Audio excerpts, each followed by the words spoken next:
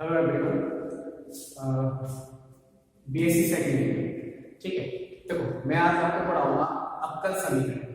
अवकल समीकरण होता क्या है? आपने देखा आप बीएससी सेकंड ईयर में सेकंड पेपर है आपका अवकल समीकरण।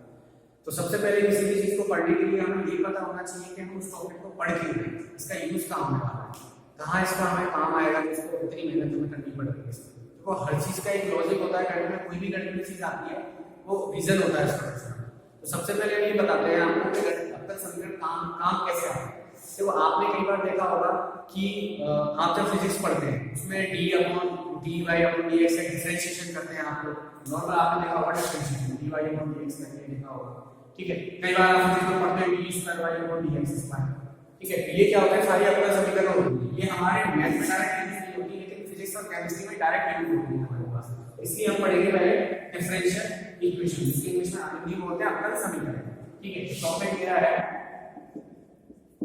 ठीक है, यूज समझ में आ गया क्यों पढ़ना पड़ रहा है? उसको इसलिए पढ़ना पड़ रहा है कि आगे जब इक्वेशन पे आप समीकरण को सॉल्व करते हैं यानी तो हल करते हैं, तो वहां पे क्या होता है? आपको डिफरेंशिएशन करना होता है, अवकलन करना होता है उनका। तो कहां से आता है कि ऐसे आता है अवकल समीकरण। सबको सॉल्व कैसे किया जाता है, अवकल समीकरण को कैसे सॉल्व किया जाता है वो हम पढ़ेंगे। मेरा टॉपिक है अवकल समीकरण, इसको इंग्लिश में बोलते हैं डिफरेंशियल इक्वेशन।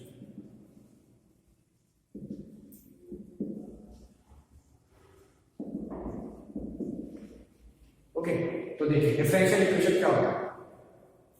डिफरेंशियल इक्वेशन की अगर परिभाषा की बात करें कि अगर गणित में परिभाषा की गई है डिफरेंशियल इक्वेशन की, वो ये दी गई है कि ऐसे समीकरण जिसमें हमारे पास अवकलन सम्मिलित हो, अवकलन सम्मिलित हो विद रेस्पेक्ट यानी किसके सापेक्ष, जिसमें हमारे पास क्या होगा कि स्वतंत्र चर क्या होंगे, एक या एक से ज्यादा होंगे और स्वतंत्र चर भी क्या होंगे, एक से ज्यादा होंगे। यानी अगर हम बात करें ऐसे समीकरण जिसमें हमारे पास अवकल समीकरण हो, यानी जिसमें हमारे पास स्वतंत्र चर और परतंत्र चर के सापेक्ष, अगर स्वतंत्र के सापेक्ष परतंत्र चर का अगर हम क्या करें समीकरण, अगर हम उसका अवकलन करें तो उस समीकरण को क्या बोलेंगे? अवकल समीकरण बोलेंगे। अब ये दिखाई किससे जाती है अवकल समीकरण? अवकल समीकरण क्या होती है? देखो अवकल समीकरण हमसे डी अपॉन डी एक्स लिखते हैं। ठीक है, डी अपॉन डी एक्स। अगर कोई फंक्शन हुआ y, कोई फलन हुआ y तो y लिख देंगे, कोई फलन g में हुआ तो g लिख देंगे, कोई फलन x में हुआ तो dx लिख देंगे। अब ये फलन आप फर्स्ट ईयर में पढ़ चुके हैं, फलन क्या होता है ये मैं बताऊंगा, आप देख लेंगे, बेसिक्स पढ़ लेना और काम आ जाएगा और आगे मैं बता दूंगा इसका क्या यूज होगा। अब देखो यहाँ पे क्या हुआ, हमारे पास x क्या हो गया, यहाँ पे हमारा स्वतंत्र चर है क्योंकि ये किस पे डिपेंड, ये किसी पे डिपेंड नहीं कर रहा, तो ये क्या होगा हमारा स्वतंत्र चर होगा। ये क्या होगा, y हमारे पास x पे डिपेंड कर रहा है, इसलिए क्या होगा स्वतंत्र चर होगा, इंडिपेंडेंट चर होगा, डिपेंडेंट वेरिएबल होगा। तो ये क्या होता है हमारे पास, ये क्या होता है अवकल समीकरण होती है। अब अवकल समीकरण भी दो तरह के होते हैं, कौन कौन सी होती है? तो अवकल समीकरण बता दिया, ऐसे समीकरण जिसमें क्या होगा हमारे पास अवकलन सम्मिलित है, यानी किसी चीज का अवकलन कर रहे हैं, किसी भी चर का या किसी भी फलन का अगर हम किसी के सापेक्ष अगर हम क्या कर रहे हैं अवकलन कर रहे हैं तो उसको हम क्या बोलते हैं? अवकल समीकरण बोलते हैं। ठीक है, अब आगे आता है हमारे पास अवकल समीकरण होती कितनी तरह की है। तो आपने पढ़ा होगा अवकल समीकरण दो तरह की होती है। पहली कौन सी होती है? पहली होती है पूर्ण अवकल समीकरण,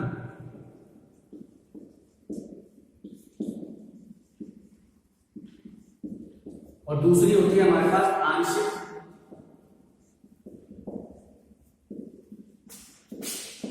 अवकल समीकरण। ठीक है, टाइप मैंने बता दिए भैया, पूर्ण अवकल समीकरण होता है, आंशिक अवकल समीकरण। अब दोनों में डिफरेंस क्या होता है, दोनों में अंतर क्या है, दोनों का नाम अलग अलग क्यों दिया गया, मैथमेटिक्स में क्यों अलग अलग नाम दिया? तो देखो उसका रीजन ये है कि देखो सबसे पहले हम ये देखेंगे तो दिखाते किससे, क्योंकि आपने देखा होगा पूर्ण को हमेशा डी से दिखाते हैं, डी से प्रदर्शित करते हैं और आंशिक को डेल से प्रदर्शित करते हैं। तो सबसे बड़ी चीज तो कई बच्चों को ये नहीं पता होता कि हम किसी चीज को डेल और डी से कब दिखाते हैं। कई बच्चे क्या करते हैं, डेल को भी डी बना देते हैं और डी को डेल बना देते हैं। ऐसा नहीं होता है, दोनों में बहुत बड़ा अंतर होता है। क्या अंतर होता है कि देखो डी कब लगता है, डी जब लगता है जब हमारे पास स्वतंत्र चर एक हो और परतंत्र चर भी एक हो, यानी dy और dx। आपने कभी नहीं देखा होगा डेल y और डेल x नहीं देखा होगा, देखा भी होगा उसका रीजन बताऊंगा कब देखा होगा। तो जैसे ये हुआ हमारे पास, यहाँ पे क्या हुआ हमारे पास स्वतंत्र चर भी एक था और इस पे डिपेंड करने वाला भी क्या था, एक था हमारे पास, तो हमने डी का यूज कर दिया। लेकिन डेल का यूज होता है जब हमारे पास स्वतंत्र चर एक या एक से ज्यादा हो, स्वतंत्र चर एक या एक से ज्यादा हो। जैसे कोई फंक्शन है, फंक्शन है x y z पर डिपेंड करता है, यानी तीन चर है उसमें। ठीक है, तो हमारे पास हमेशा डेल का इस्तेमाल करेंगे। जहां एक से ज्यादा चर हो, एक से ज्यादा स्वतंत्र चर हो, वहां पे हमेशा डेल लगता है। जैसे आपने देखा होगा del z upon del x del y। इसका मतलब क्या हुआ कि यहाँ पे फंक्शन क्या था, z था, इसमें था x और y, x और y इसमें ज्यादा चर। जैसे फंक्शन की बात करूं तो होगा xy प्लस xy। अगर इस टाइप की समीकरण होती है, अब देखो यहाँ पे z था, z उन पे निर्भर कर रहा था, तो ये दोनों क्या x और y किसी पे निर्भर नहीं कर रहे, तो हमारे पास स्वतंत्र चर हो गए। जब दो स्वतंत्र चर होते हैं तब हमेशा हम डेल का इस्तेमाल करते हैं, कभी भी डी का इस्तेमाल नहीं करते। डी का इस्तेमाल कब करते हैं, जब एक ही साथ होते हैं।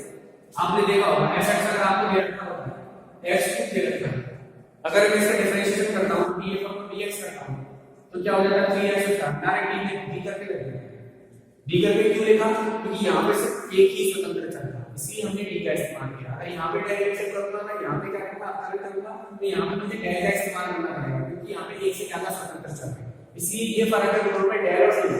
कई बच्चे क्या होते हैं, कंफ्यूज होते हैं, उनको नहीं पता होता बीएससी कंप्लीट हो जाता है, लेकिन उनको ये नहीं पता होता है कि डी और डेल में फर्क क्या होता है। तो डी और डेल में ये बहुत बड़ा फर्क होता है कि डी में तो क्या होता है, स्वतंत्र चर सिर्फ एक होता है, और डेल में कब डेल कब लगता है, जब स्वतंत्र चर एक से ज्यादा होता है। जैसे इसमें से स्वतंत्र चर दो थे, तो यहाँ पे क्या क्या डेल का इस्तेमाल किया हमने। या आपने बहुत बार देखा होगा डेल, बहुत बार देखा होगा आपने, ये किसी चीज में डेल और डेल चल रहा है, लेकिन कब करते हैं, स्वतंत्र चर एक से ज्यादा होता है। ठीक है, तो ये तो हम दोनों में डिफरेंस समझ में आ गया। आंसर क्या है, दोनों में पूर्ण और आंशिक।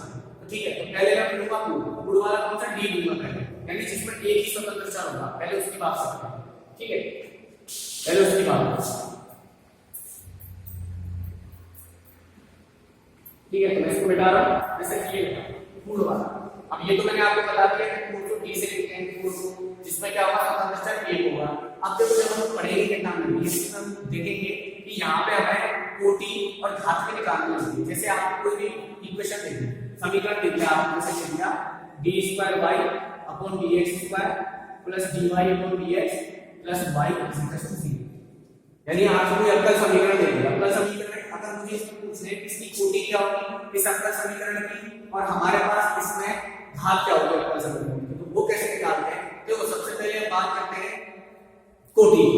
तो कोटि ये होती है कि सबसे ज्यादा अधिकतम बार जितनी बार उसका क्या होगा, अवकलन ही हुआ होगा, अधिकतम जितनी बार उसका अवकलन हुआ होगा उसको हम बोलते हैं कोटि।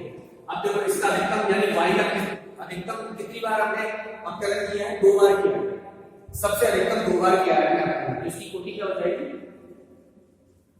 2 हो जाएगी। यानी कोटि वो मान होता है, कोटि सबसे ज्यादा सबसे अधिकतम बार किया हुआ अवकलन वो क्या कहलाता है, उसकी कोटि कहलाता है। जैसे इसमें क्या था, 2 बार अवकलन हुआ था, इससे ज्यादा अवकलन नहीं किया है, 2 बार किया, d2/d x2 2 बार अवकलन किया है y का। यानी जितनी बार उसके सबसे ज्यादा मैक्सिमम टाइम का डिफरेंशिएशन जो होता है वो होता है कोटि कहलाती है। जैसे अगर एग्जांपल की बात करूं d3y upon dx2 dx plus d2y upon dx2 plus x dy upon dx plus y equal to 3। ये भी आपके पास क्या है, अवकल समीकरण। हम इसमें देखेंगे कि मैक्सिमम टाइम कितनी बार अवकलन किया है, मैक्सिमम देखो 3 बार किया होगा, 3 से ज्यादा नहीं किया होगा, जिसकी कोटि कितनी हो जाएगी, 3 हो जाएगी। ठीक है, तो यानी कोटि वैल्यू वो होती है, कोटि वो कहलाती है कि जितनी बार उसका अधिकतम बार जितना अवकलन किया हुआ है वो मान क्या कहलाएगा, उसकी कोटि कहलाएगी। ये तो होगी कोटि हमारे पास। अब आती है घात। घात क्या होती है, अगर तुमसे क्वेश्चन दे दिया कि इसकी घात निकाली, कोई डिफरेंशियल इक्वेशन दे दी, अपना समीकरण दे दिया और तुमसे पूछ दिया इसकी घात निकालनी है, तो घात क्या होती है कि जितनी बार उसका अवकलन हुआ होगा, उस फंक्शन का जितनी मैक्सिमम टाइम बार अवकलन हुआ होगा उसकी पावर यानी उसकी घात क्या होगी, हमारे पास घात है। जैसे इसकी बात करूं, हमें पता है कि मैक्सिमम कितनी बार डिफरेंशिएशन किया, 2 बार डिफरेंशिएशन किया, इसकी पावर कितनी है, इसकी पावर 1 है। अगर मैं इसको ऐसे लिखूं 1 लिखूं, इसकी पावर कितनी है 1, तो इसकी घात कितनी हो जाएगी, 1 हो जाएगी। ठीक है, अगर मैं इसकी बात करूं तो इसका मैक्सिमम कितनी बार किया डिफरेंशिएशन, 3 बार किया है, इसकी पावर भी कितनी है, 1 है, इसकी घात कितनी हो जाएगी, 1 हो जाएगी। तो ये हमारे पास क्या आ जाता है, कोटि और घात निकालना। दोबारा रिपीट कर रहा हूं, कोटि वो होती है कि मैक्सिमम जितनी बार इसका डिफरेंशिएशन किया है उस फंक्शन का, यहां पे फंक्शन y था, यानी उस फंक्शन का जितनी बार हमने मैक्सिमम टाइम्स क्या किया है, डिफरेंशिएशन किया है, अवकलन किया है, वो कितना होगी, इसकी कोटि कहलाएगी। और उस मैक्सिमम अवकलन की जो पावर होगी यानी इसकी घात होगी वो क्या कहलाएगी, अवकल समीकरण की घात कहलाएगी। इसकी घात होगी 1, इसकी भी घात होगी 1। और एग्जांपल लेते हैं इसको समझने के लिए, तो देखो क्या होगा? अगर मैं इक्वेशन लिखता हूँ जैसे ये लिया d square y upon dx square की power 4 plus dy upon dx plus xy is equal to 5। ठीक है, अब मैं बात करता हूँ इसमें कोटि और घात की। तो कोटि मैंने क्या बताया था कि जितनी बार उसका अधिकतम अवकलन हुआ है वो उसकी कोटि कहलाती है। इस समीकरण में देखो, इसमें कितनी बार अधिकतम उन्होंने क्या किया, डिफरेंशिएशन यानी अवकलन कितनी बार किया, 2 बार किया। तो कोटि क्या हो जाएगी इसकी, 2 हो जाएगी।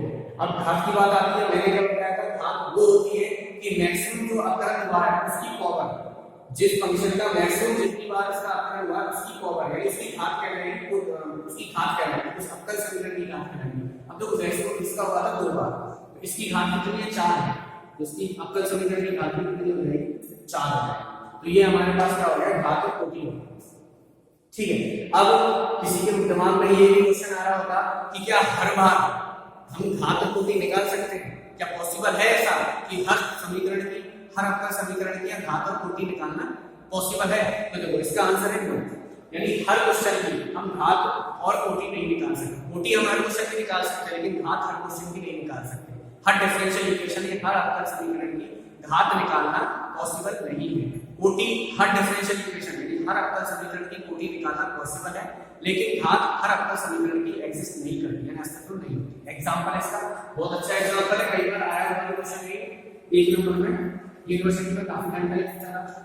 तो वो एग्जांपल की बात करो, उदाहरण ऐसा उदाहरण जहां पे कोटि को निकालना आसान है लेकिन वहां पे घात निकालना आसान नहीं है। देखो जैसे अगर मैं बात करूं sin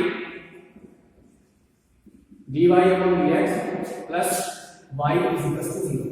अगर ये आपको पूछ ले, कोई समीकरण दे रखी है, अवकल समीकरण दे रखी है, अगर आपसे पूछ ले कि इसकी कोटि और घात क्या होगा, तो कई बच्चे क्या करेंगे, इसको देख लेंगे, इसको देख लेंगे कि इसकी अधिकतम अवकलन कितनी बार हुआ, सिर्फ 1 बार हुआ, इसकी कोटि 1 हो जाएगी, इसकी पावर क्या है 1 है, इसकी घात भी कितनी हो जाएगी 1 हो जाएगी। ये गलत तरीका है, क्योंकि यहाँ पे ये फंक्शन रखा हुआ है। तो पहले इसको सॉल्व करना पड़ेगा इस बात के नाम। तो इससे पहले एग्जांपल में आपने देखा होगा कि इनके मल्टीप्लाई में इनके गुणा में कुछ भी नहीं था, ये सिंगल थे, तो हम घात कोटि और घात निकालते हैं, लेकिन इसके मल्टीप्लाई में साइन आ रहा है, लेकिन पहले इसको सॉल्व करना पड़ेगा, इसको अवकल समीकरण के रूप में जो हमारी जनरल फॉर्म थी उसके फॉर्म में निकालना पड़ेगा। तो हमें पता है sin x का जो विस्तार होता है वो क्या होता है, x minus x2 by 3 factorial plus x5 upon 5 factorial इस टाइप से।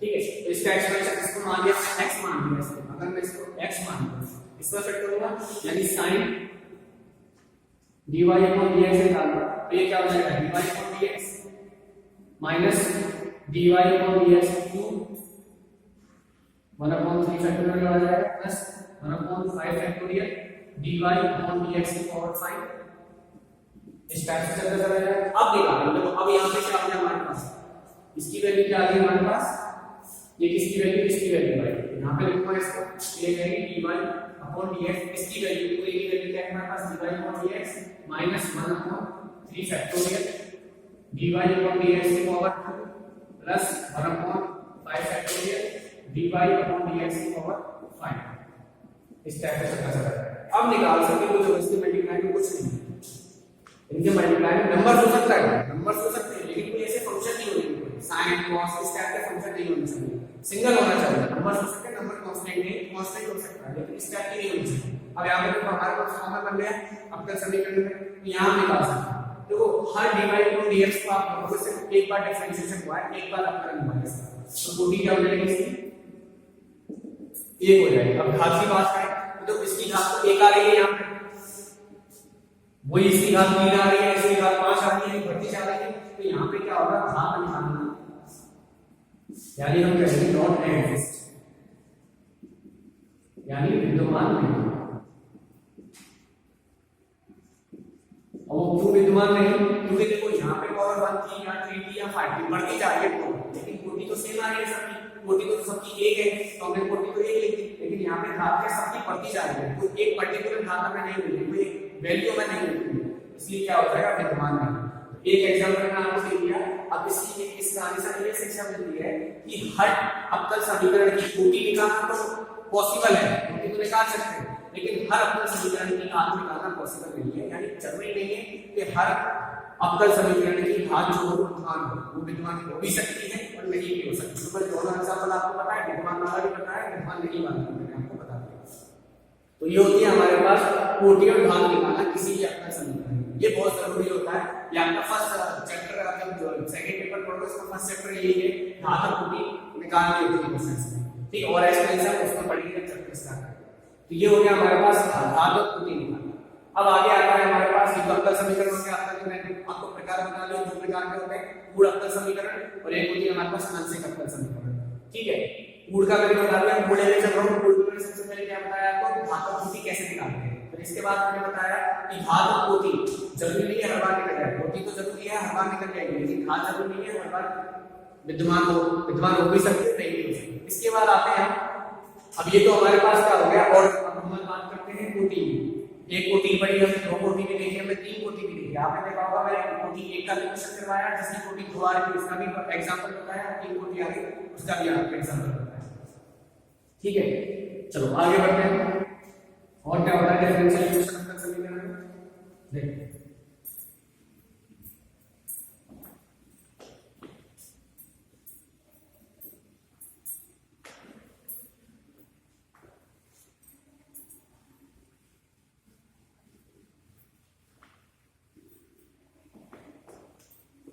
अब अवकल समीकरण कैसे होता है। देखो अवकलन सबको आता है, अवकलन कर सकते हैं। तो जो अब आपको क्या किया जाएगा कि जैसे आपको अब जनरेट करना है, यानी आपको अवकल समीकरण बनानी है। जैसे आपको ये इक्वेशन दी गई, कोई समीकरण दी गई, साइन का मिल रहा है x² + y² = a²। ये हमारे पास ग्राफ की समीकरण होती है। अब आप ये कहेंगे कि हमें इसकी अवकल समीकरण निकालनी है, इस ग्राफ के समीकरण की अवकल समीकरण निकालनी है। तो वो देखो कैसे निकालते हैं, वो ऐसे निकालते हैं कि हमारे पास जो भी कांस्टेंट होता है, जो भी कांस्टेंट है अचर राशि होती है। यहां पे अचर है, x को यहां पे वेरिएबल है यानी चर है, y भी यहां पे चर है, a यहां पे क्या है कांस्टेंट अचर है। तो हमें इसको हटाना है, यानी इसको हटा देंगे हम, तो हमारे पास क्या होगा अवकल समीकरण आ जाएगा। हम इसको हटाते कैसे, हम इसको हटाते हैं डिफरेंशिएशन करके, अवकलन करके। इसका जब तक अवकलन करते हैं जब तक ये अचर हट नहीं जाएगा। देखो इसका अवकलन होगा, अवकलन होगा किसके सापेक्ष, होगा x के सापेक्ष, क्योंकि y तो यहां पे क्या परतंत्र है और x के स्वतंत्र है। तो x के सापेक्ष से क्या होगा डिफरेंशिएशन करूंगा, अवकलन करूंगा। तो देखो इसका करूंगा तो 2x आ जाएगा, प्लस है प्लस लगा दिया। इसका करूंगा तो 2/dy/dx, और इसका क्या आ जाएगा इसी का अचर का डिफरेंशिएशन अवकलन क्या होता है 0 होता है। ये हो गया, इसको यूं ही रहने दो, इसको लेके चला जाओ, dy/dx = -2x, 2 से 2 कट जाएगा तो dy/dx -x/y, इसको इधर ले आओ वापस, तो क्या हो जाएगा dy/dx + x/y = 0। देखो ये समीकरण लेके चलेंगे प्राप्त, ये अवकल समीकरण आ गई। अवकल समीकरण क्या कहता है, जिसमें dy/dx होना चाहिए, उसको क्या बोलते हैं अवकल समीकरण। तो देसी भाषा में ऐसे याद कर लो, जहां पे dy/dx दिख जाएगा तो वो हमेशा क्या होगा अवकल समीकरण होता है। यहां पे dy/dx आ गया तो क्या हो गया हमारे पास अवकल समीकरण होता है। अब देखो यहाँ पे कहे कि a नहीं आ रहा है, जो अचर था हमारे पास a नहीं आ रहा है। अगर आपका यहाँ पे a आ रहा हो तो इसका मतलब क्या होता है कि अभी को अवकल समीकरण नहीं आएगी। उसको और फर्दर हम क्या करते हैं, सॉल्व करते हैं। उसको फर्दर क्या हम क्या करते हैं, एलिमिनेट करते हैं, इसको हटाते हैं, तो सब्ट्रैक्ट करके या डिवाइड करके कुछ नहीं करके हम हटाते हैं उसको। तो हमने यहाँ पे डायरेक्ट हमारे पास हट गया, इसका मतलब क्या होगा हमारे पास अवकल समीकरण आ गया। तो चेक करने का तरीका क्या है, कभी भी अगर आपको क्वेश्चन दे दिया जाए और आपको चेक करना है कि मेरी अवकल समीकरण आई है या नहीं है, ये देख लिया करो कि आप यहाँ पे कोई अचर आ रहा है कि नहीं आ रहा। अगर अचर आ रहा होगा तो यानी वो अवकल समीकरण नहीं, अचर नहीं आ रहा होगा तो अवकल समीकरण। ओके चलिए, तो ये हो गया आपका अवकल समीकरण निकालना। और एग्जांपल की बात करें, जैसे ये तो वृत्त की समीकरण दे रहे हैं, तो आपको क्या ऐसे समीकरण दे देगा, तो वृत्त की देगा, परवलय की देगा या दीर्घवृत्त की देगा, और आपसे कह देगा कि अवकल समीकरण निकालनी है। देखो कैसे, अब मैं जैसे और एग्जांपल की बात करूं तो जैसे मैंने एग्जांपल ले लिया y² = 4ax, तो किसकी समीकरण होती है, ये समीकरण होती है पहला परवलय, ये परवलय होता है। और आपको पूछ दिया कि इसकी समीकरण निकालनी है, हमें निकालनी है इसकी अवकल समीकरण निकालनी है। तो वही काम यहाँ पे देखो x को क्या अचर है, 4 अचर है, a अचर है, यहाँ पे a देखो ये चल जाएगा, नंबर चल जाएंगे। ये वाली वैल्यू का कोई फिक्स वैल्यू नहीं है, जो फिक्स वैल्यू है वो तो अवकल समीकरण में आ सकती है, लेकिन इस टाइप की वैल्यू अवकल समीकरण में नहीं आ सकती। इनको हटाना है, a को हटाना है, ठीक है। तो कैसे हटाएंगे, तो सबसे पहले क्या करेंगे, अवकल करेंगे इसका x के साथ में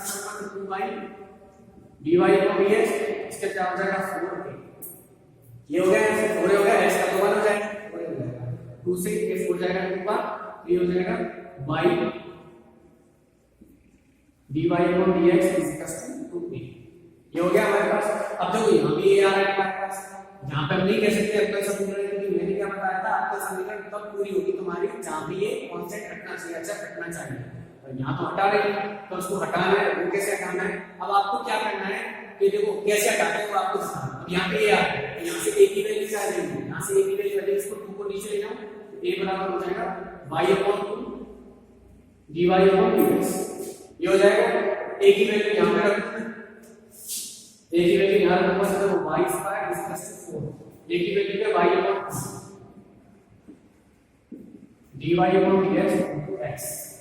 ओके, 2 से 2 गया, 4 2 से गया, y से 1 y गया, y से क्या आएगा dy upon dx into x, इनको सबको नीचे ले जाओ, 2 और x को नीचे ले गया तो y upon 2x is equal to dy upon dx। ये आपकी क्या है आपका समीकरण। अब देखो यहाँ पे कहीं भी a नहीं आ रहा, तो ये आपका समीकरण आ गया। ऐसे हम क्या करते हैं, आपका समीकरण निकालते हैं जहाँ पे हमारे पास क्या होना चाहिए, कोई भी अचर की टर्म जो है, अचर पद है वो नहीं आना चाहिए, उसको हम बोलते हैं अवकल समीकरण। ऐसे हम निकालते हैं अवकल समीकरण। एक क्वेश्चन और ले लेते लास्ट, फिर आगे बढ़ेंगे। 2 क्वेश्चन करवा दिए, ऐसे अवकल समीकरण जिसमें कोई भी अचर पद नहीं है उसको हम अवकल समीकरण बोलते हैं। चेक करने का तरीका मैंने बता दिया, अगर आपका आंसर में कहीं भी अचर पद आ रहा होगा तो वो कभी भी अवकल समीकरण नहीं होगी। इसका मतलब क्या है, आपको उसको और सॉल्व करना पड़ेगा। जैसे अगर मैं बात करूं, मैं एग्जांपल ले लेता हूं समीकरण, जैसे मान के चलो लाइन का लेते हैं y mx प्लस c, ये क्या सरल रेखा की समीकरण होती है,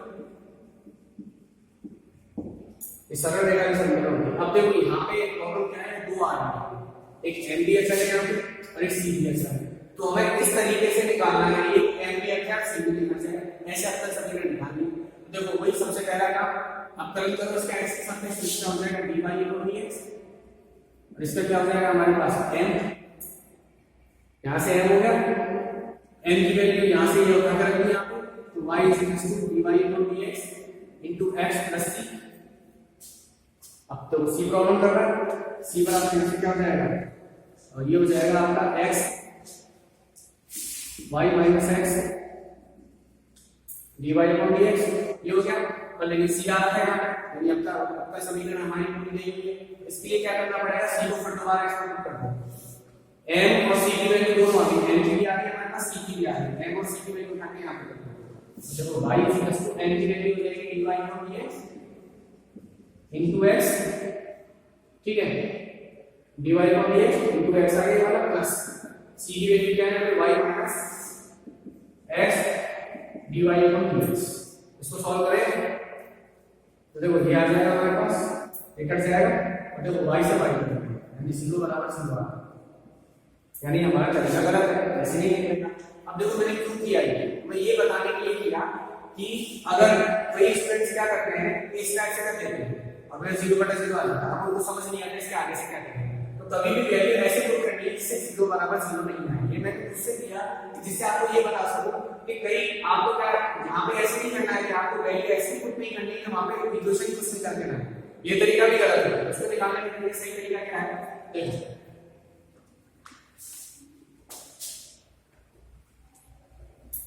देखो कई बार आपको क्वेश्चन देगा ना, वो हर बार आपको बताएगा कि इसमें अचर कौन सा है। तो देखो इसमें m और c दो अचर देंगे, आपको क्वेश्चन देगा ना, तो क्वेश्चन में क्या करेगा, आपको या तो m अचर देगा c अचर देगा। इस क्वेश्चन की बात करें तो यहाँ पे मैंने मान लिया m अचर और c के बारे में कुछ नहीं कहा उसने, तो जिसके बारे में कुछ नहीं कहेगा उसको ऐसे कैसे रहने देंगे। m के अचर के बारे में बात करें तो सिर्फ n को हटाएंगे, जो अचर के बारे में ये क्वेश्चन में आपको मेंशन करेगा, वो क्वेश्चन में देगा कि कौन सा अचर है इसमें, उसको हटा देगा। अब उसने क्वेश्चन में c नहीं दिया, उसने सिर्फ m अचर दिया, तो n को हटाएंगे। n को हटाने के लिए क्या किया, मैं डिफरेंशिएशन किया, ये आ गया, इसकी वैल्यू ताकि काम कर दूंगा मैं, इसको पुट कर दूंगा, तो ये वैल्यू आ गई। इक्वेशन हमारे पास क्या है, x dy upon dx plus c, इसको इधर ले जाऊंगा, y minus c is equal to x dy upon dx। ये क्या हो जाएगा, y minus c upon x is equal to dy upon dx। ये हमारे पास अवकल समीकरण आ गया। कई बच्चों के मन में ये आ रहा होगा कि c तो रह गया सर हमारे पास, c रहा नहीं, ये हमने खुद रखा है, क्यों, क्योंकि c के बारे में हमें कुछ इंफॉर्मेशन नहीं दे रही थी, c अच्छा है या क्या है, m के बारे में कह दिया अच्छा है, हमारे क्वेश्चन में मेंशन करेगा, मेंशन करने के बाद क्वेश्चन में हमें देगा कि कौन सा अच्छा हटाना है, कौन नहीं है, सी को तो उससे कुछ कहा नहीं था, तो सी को ये सी रहने देंगे। तो ये हमारे पास क्या है आपका समीकरण। तो ये हमारे पास क्या होता है, आपका समीकरण का थोड़ा बेसिक्स होता है जो आना बहुत जरूरी है। आगे पढ़ेंगे कि एक कोटि के अपतल समीकरण क्या होती है, दो कोटि के अपतल समीकरण कैसे सॉल्व करते हैं, सॉल्यूशन कैसे निकालते हैं, वो हम आगे देखेंगे। ठीक है, तो आज तो यही कंप्लीट करता हूँ आपका अपतल समीकरण। Thank you.